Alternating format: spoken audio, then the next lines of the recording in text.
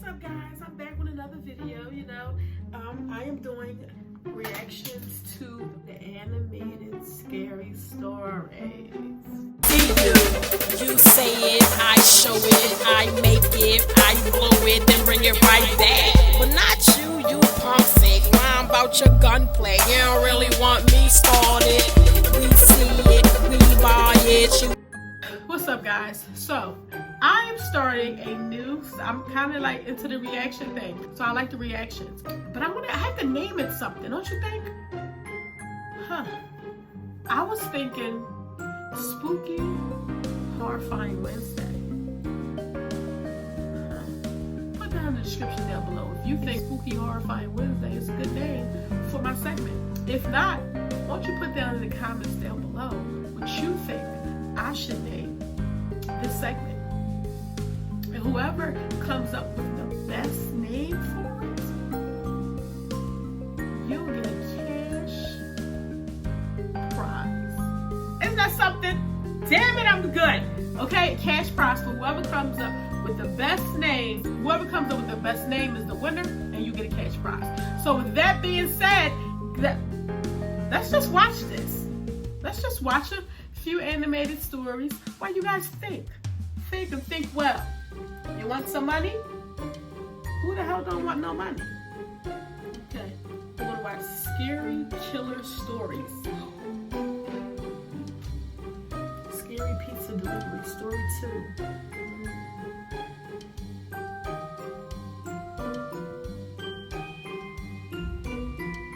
Katie had ordered a pizza 30 minutes ago.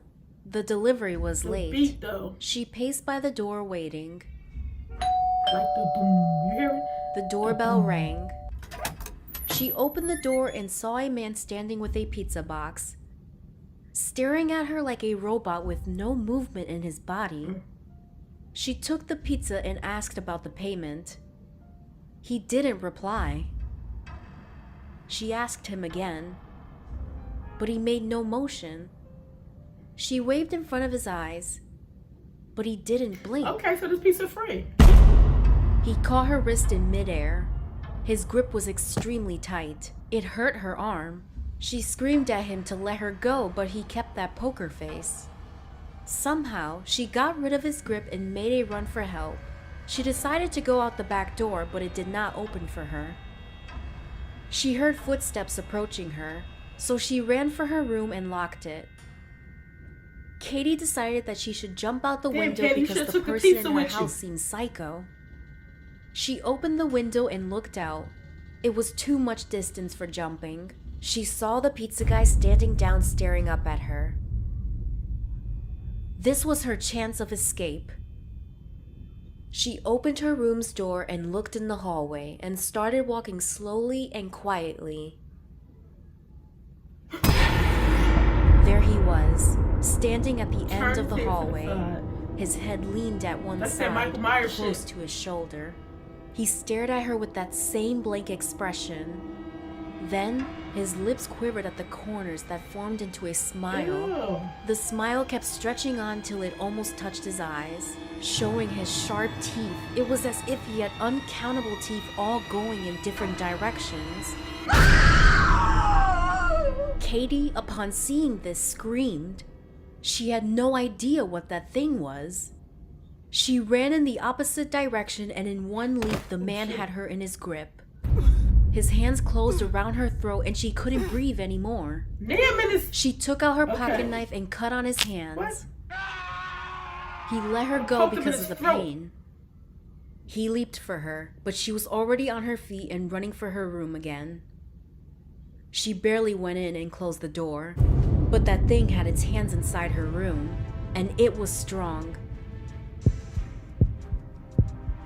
It brought its head inside, and she banged the door at his neck again and again and again, till it went limp and lifeless. She called the cops. After some time they came, and she told them the story. They went upstairs and came down, angry at her for calling them in the middle of the night for no reason. What? She went up and gasped in horror and saw that there was no one there where that thing had been lying before.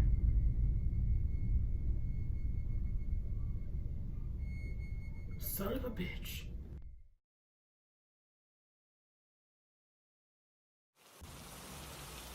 Andrew waited across the pavement in the stormy night after he had booked an Uber.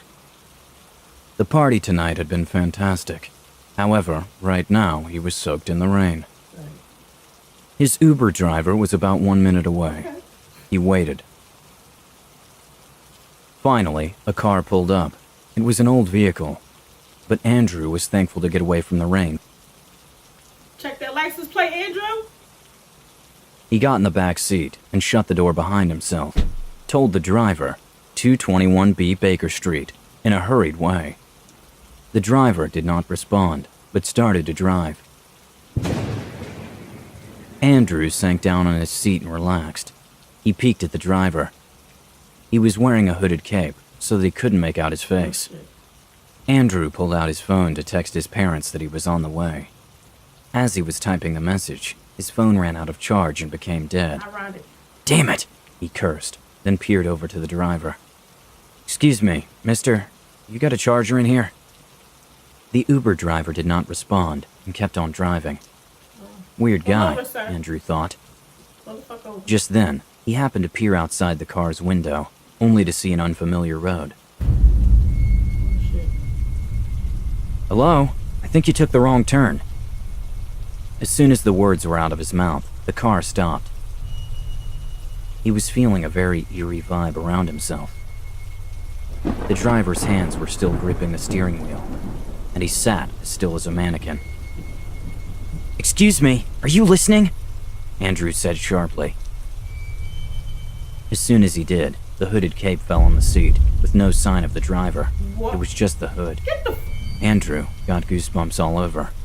What thing had driven him all the way here? That's a test. Panicking, he stepped out of the car to survey his surroundings and see where he was. He saw the gate to the cemetery. It was a dark and stormy night. The wind was wailing, as if it was mourning Andrew's fate. He, on the other hand, stood paralyzed in fear. Until something pushed him with superhuman strength, and his body flew and landed with a thud right in front of the cemetery gate. His face hit the ground, and he lay there in pain for a moment. Then, he got up on his hands to see a man. A man who looked like a walking corpse, standing right in front of him. He was wearing a cape just like his Uber driver. The only difference was that it was dripping with blood. Andrew screamed at the top of his lungs and got on his feet.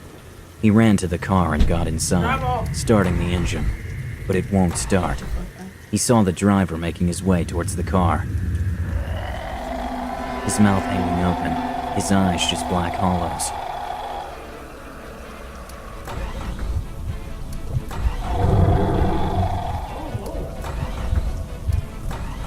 Finally, the car engine came to life, and Andrew pressed on the accelerator as hard as he could.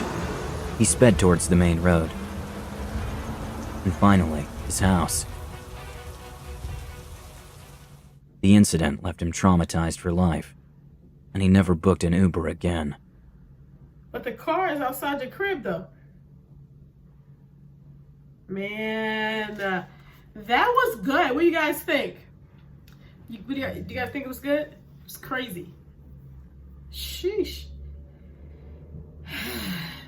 Well, thank you guys for watching. This is going to be an every Wednesday episode. I'm going to do 2 a day because I just can't stop looking. I just want to watch another one. So with that being said, thank you guys for watching. Don't forget to like, comment, subscribe, and share, and be breezy. You say it, I show it, I make it, I blow it, then bring it right back. But not you, you punk sick. Lying about your gunplay. You don't really want me started. We see it, we buy it, you see it, you try.